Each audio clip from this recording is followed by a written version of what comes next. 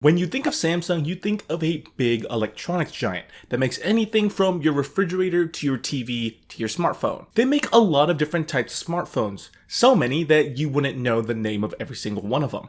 And that's fine. Today we're not focusing on that. We're focusing on Samsung's features that they put in these smartphones.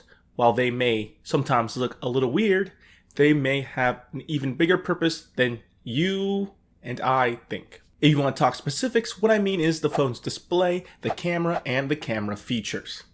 Let's get started. When you think of Samsung, you think of three different things.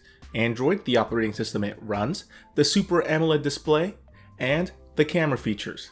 Oh god, the camera features. Let's start off with a little bit of background info. I recently took a nice little trip to South Korea and noticed something very interesting about the people there and their culture overall, and specifically how it pertains to their smartphones. The Samsung flagship phones, the current Samsung Galaxy S9, S9 Plus, the future S10, SX, whatever they want to call it, is going to retain its homeland roots. And here's what I mean by that. Why are all Samsung displays so vibrant and saturated, almost making them look a little unlife-like? Well, that's literally describing every single South Korean TV commercial out there. They're all like this. That's right, Samsung does what every single South Korean TV commercial does out there. Have vibrant colors. It's what they're used to in their home market, and it's what appeals to their home market. Sure, it might not appeal to US consumers as much as South Korean consumers, but over in South Korea, they have over a 50% market share. That's more than Apple or Samsung here in the States. They also have features like Beauty Face. I know a lot of people laugh at it, and some people might even find it useless. But let's face it, when you look this good, you don't need it. But when you really think about it, the front-facing wide-angle selfie lens and these camera features are actually pretty important. On my trip, I've noticed something that I never seen over here.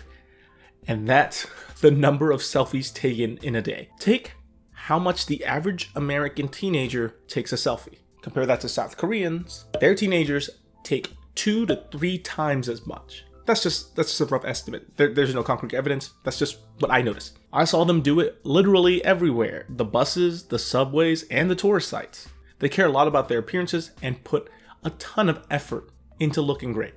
Nothing wrong with that. That's what they like. A trip to South Korea taught me why Samsung made their smartphones the way they are, and it makes a ton of sense now. Okay, over here, we might not find that type of feature set all too important. It doesn't make or break it for us.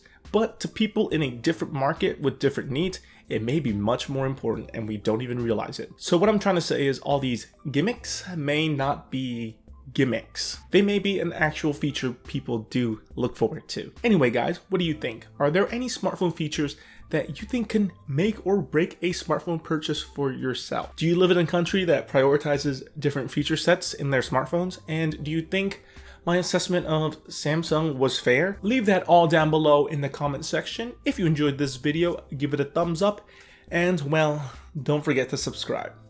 I'll see you guys next time.